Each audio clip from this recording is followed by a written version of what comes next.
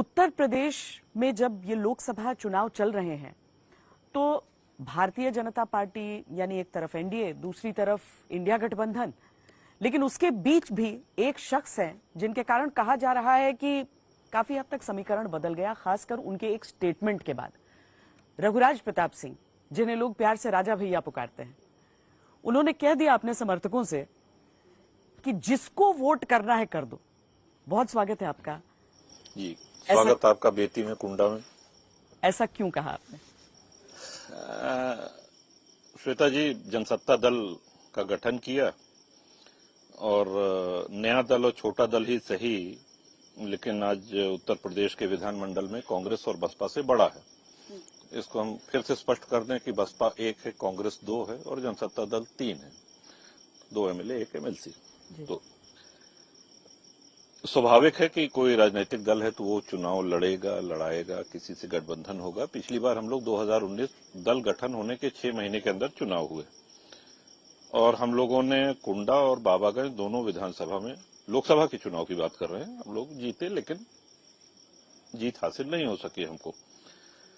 गठबंधन का दौर है, छोटा या बड़ा कोई भी दल हो वो गठबंधन करता ही है और ये पॉलिटिकल नॉर्म हो गया है। हमारा नहीं हो सका किसी से, तो अब ऐसे में निर्णय ये लेना था कि जो कार्यकर्ता या समर्थक वो बार बार ये पूछ रहे थे कि हमको क्या करना है, किससे करना। हमने ये निर्णय लिया कि यदि गठबंधन नहीं होता है तो हम अपना प्रत्याशी नहीं लड़ाएंगे और वही किया भी हमने।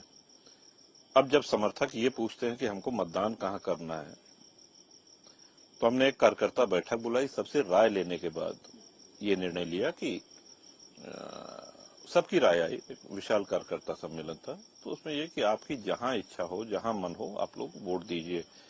और उसका कारण यह था कि अगर हम किसी को वोट देने के लिए कहते हैं तो हमारा नैतिक दायित्व भी होता है कि वो मतदाता के सुख दुख में खड़ा रहे।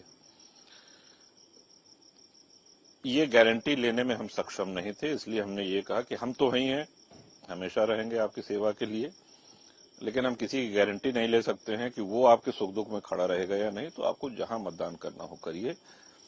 प्रत्याशी भी आए, जो लोकसभा के प्रत्याशी हैं, प्रतापगढ़ के भी, कौशाम्बी के भी, तो हमने कहा आप जाएं जनता के पास, और हम ये कह चुके हैं। मतलब बीजेपी से आप नाराज हैं? नहीं, हम किसी से नाराज नहीं, किसी से नाराज नहीं है, लेकिन अपने कार्यकर्ताओं को, समर्थकों को हम किसी के प्रचार में लगा दें और फिर उनकी कोई पहचान न बने या कोई उनका वजूद न माने, तो उससे हमारा या हमारे दल का कोई लाभ नहीं। अमित शाह आपसे मिलने आए थे? नहीं, मतलब हम मिलने गए थे। आप मिलने गए थे अमित शाह से?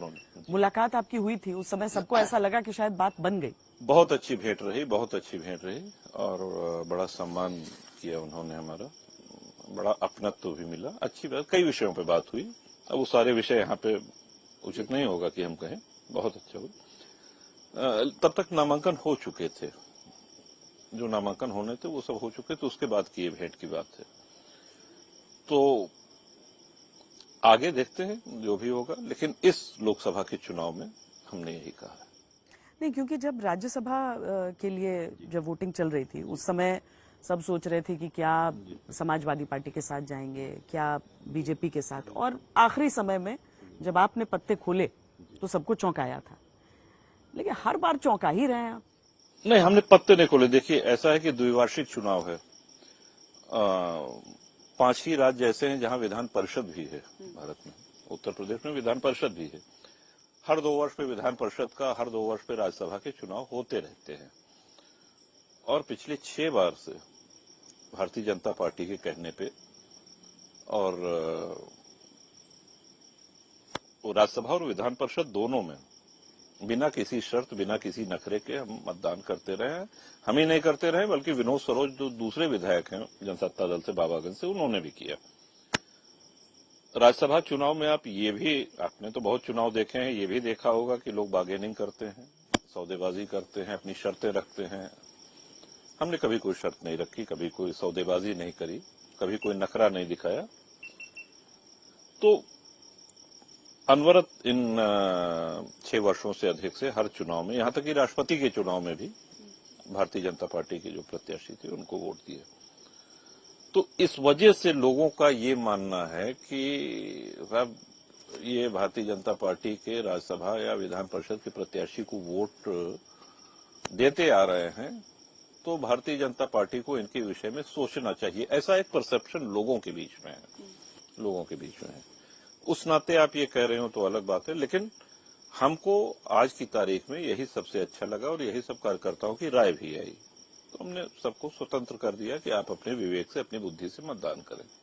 नहीं, इसलिए भी मैं पूछ रही हूँ क्योंकि ऐसा लगा जैसे भले ही नेताजी से आपके रिश्ते अलग रहे हों, लेकिन अखिलेश यादव की एक स्टेटमेंट से आपने काफी दिन तक उनसे दूरी बनाए रखी थी, कुंडा को लेकर जो उन्होंने कहा था। बीच में कुछ तलखी आ गई थी, आप सही कह रहे हैं, लेकिन समय के साथ वो दूर हो गए हैं। तो अभी आपके मन में कौन है? हम किसी से कोई दुर्भावना नहीं, कोई कुछ नहीं है। हम एकदम प्रसन्न हैं और अपने निर्णय से संतुष्ट हैं, और हम ही नहीं संतुष्ट हैं, हमारे सारे कार्यकर्ता, समर्थक, सभी मतदाता और जनसत्ता दल के जो भी पदाधिकारी हैं, सबको हमने यही संदेश कहा, सब संतुष्ट हैं। कोई कार्यकर्ता कंफ्यूज हुआ कि किसी को भी वोट देने का मतलब क्या होता है, राजा? हाँ, अब देखिए, ये कोई विधायक या कोई दलीय नेता ऐसा निर्णय नहीं लेता है, ये बात सही है। कोई किसी न किसी को समर्थन करने का ऐलान करता ही है, और हमारे ख्याल से अपने इस 31 वर्ष के राजनीतिक जीवन में दूसरा कोई उदाहरण ऐसा हम ढूंढने लगेंगे तो मिलेगा नहीं कि चुनाव के समय किसी ने ये कह दिया हो कि आपका जहां मन हो, जहां इच्छा हो, वहां मतदान करें। वो सुनेगा तो अच्छी बात है, नहीं सुनेगा हम तो हैं सेवा करने के लिए। तो यही चीज हमने कही। आपकी उस स्टेटमेंट के बाद आपको फोन कॉल्स आए हैं? उसके पहले भी आए, उसके बाद भी आए, लोग आए, प्रत्याशी भी आए मिलने, कार्यकर्ता भी, सब समर्थक। हम कहे आप लोग जाइए, जो प्रत्याशी आपसे संपर्क करे, अपना एजेंडा बताए, जिसपे आपको भरोसा हो, जो करना हो करें। आपको लगता है आपके निर्णय से प्रतापगढ़ और कौशाम्बी की सीटें फंस गई हैं?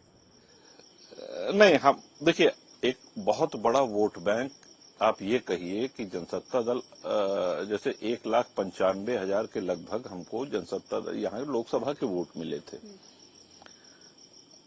तो एक बहुत बड़ा वोट बैंक वो फ्री हुआ है, या ये कहा जाए कि हमने उसको खुला छोड़ दिया है।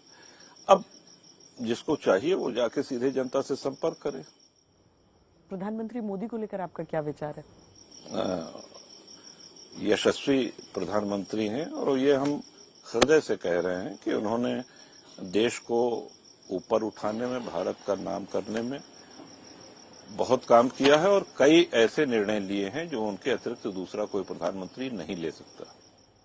और उत्तर प्रदेश के मुख्यमंत्री योगी आदित्यनाथ जी भी कुशल प्रशासनिक क्षमता उनकी है, और उससे भी अधिक हम पारंपरिक रूप से हम सब लोग गोरक्षनाथ पीठ के अनुयायी रहे हैं, और वहां के पीठाधीश्वर होने के नाते, और जो भी गोरक्षनाथ पीठ का अनुयायी होगा उसको लगेगा कि मुख्यमंत्री पद तो बहुत छोटा है पीठाधीश्वर के आगे। आपको इस बार उत्तर प्रदेश में, क्योंकि दोनों तरफ से बहुत सारे दावे किए जा रहे हैं, दोनों गठबंधनों की ओर से, आप किसी का हिस्सा अभी नहीं है, इसलिए शायद आप एक विश्लेषक के रूप में आप बेहतर विवेचना कर पाएं। जो भी विश्लेषण करना हो आप पूछ सकते हैं, निष्पक्ष बताएंगे आप। टक्कर चल रही है यूपी की सीटों पर। हाँ, कई सीटें फंसी हुई, 80 स्वीप कर सकती है बीजेपी। देखिए, कई सीटें फंसी हुई। हम आपसे ये भी कहना चाहेंगे, देखिए आपने हमारी पदोन्नति कर दी, अच्छा किया, धन्यवाद इसके लिए। कई सीटें ऐसी हैं कि जहां प्रत्याशी के प्रति जनता की नाराजगी है, जहां प्रत्याशी की अलोकप्रियता वो भारी पड़ रही है, और ऐसी कई सीटें, हम नाम नहीं लेंगे, ना आप पूछिएगा, लेकिन ये समस्या अभी है, क्योंकि जीतने के बाद प्रत्याशी का जो कार्यशैली, जो व्यवहार, जो क्षेत्र में, देखिए हम सब लोग जनप्रतिनिधि हैं, ये बात हमको नहीं भूलना चाहिए, और जनप्रतिनिधि का पहला दायित्व जनता जनार्दन के प्रति होता है, और जो व्यवहार हमारा चुनाव लड़ते समय होता है, विनम्रता का, शालीनता का, सर्वसुलभता का, वही व्यवहार अगर चुनाव जीतने के बाद अगर कायम रख पाए कोई, तो ये बहुत बड़ी सफलता होती है। और इस चीज को हमने विधानसभा में जो नए विधायक जो हुए उनको संबोधित करने के लिए वरिष्ठ विधायकों की एक गोष्ठी भी बुलाई जाती है, हमने वहां भी काम हमने 7वां, जी हमारा 7वां टर्म है। 31 वर्ष पूरे हो गए उत्तर प्रदेश की विधानसभा में। तो 80 की 80 आपको नहीं लग रहा है दोनों में से कोई भी निकालेगा? जी नहीं, 80 नहीं, टक्कर है। नहीं, 80 तो सवाल ही नहीं उठता कोई जीते, 80 नहीं जीत रहे। और ये भी आप कह रहे हैं कि इस बार कैंडिडेट के नाम पर वोट पड़ रहे हैं, जरूरी नहीं है कि एक व्यक्ति के नेतृत्व के नाम पर मिल रहा हो। नेतृत्व के नाम पे पढ़ते हैं बिल्कुल, लेकिन कैंडिडेट भी जनता देखती है बड़ा महत्वपूर्ण। देखिए, इसीलिए सर्वे कराए जाते हैं, इसीलिए पूछा जाता है कि साहब, और इसीलिए टिकट बदले भी जाते हैं। तो कैंडिडेट भी इस लोकतांत्रिक प्रक्रिया का एक, अब आप देखिए ना, बहुत से ऐसे विधायक हैं जो कोई जाति समीकरण उनके पक्ष में नहीं है, लेकिन वो निर्वाचित होते चले आ रहे हैं। तो ऐसे भी बहुत लोग हैं, बहुत से लोग हैं जिनके व्यवहार की, शिष्टाचार की लोग प्रशंसा करते हैं। बहुत से ऐसे लोग हैं जिनको कहते हैं कि नहीं, ये तो जब से जीता तब से घमंडी हो गया, सीधे मुंह बात नहीं करता है, मिलने का समय नहीं देता है, फोन नहीं उठाता है। तो ये दीज थिंग्स मैटर, ये चीजें बहुत मायने रखती हैं।